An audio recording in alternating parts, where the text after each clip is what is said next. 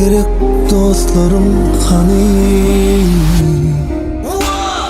Tanıdım dostu düşmanı, tanıdım ettim pişmanı.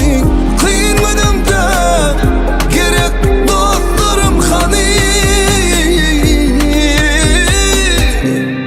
Köçede duğum, cübümün boş, elimde koş nira gitmeli. Alo kardeşman, kar gerek deydin.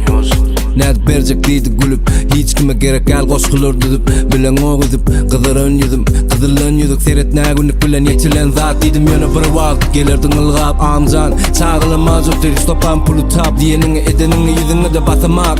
Kardeş, sen el dost durmuş.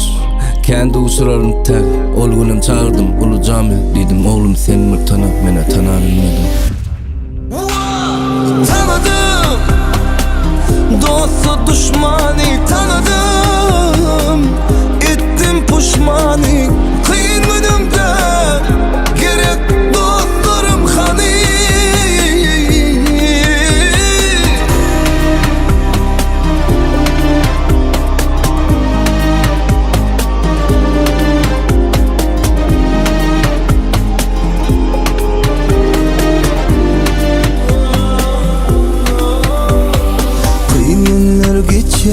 Dost düşman seçe, kevir adamlar senden araça. Köp yalançalara innanan kaça.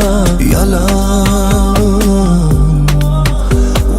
yanlıştım edim, alım gerek zadım. Yürek götürmedi, yakından yakan odun. Sabırlı ol adam, geçer gider bardadan.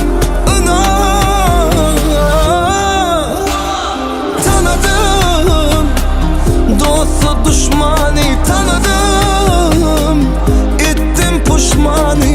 Kıyın önümde gerek dostlarım hani.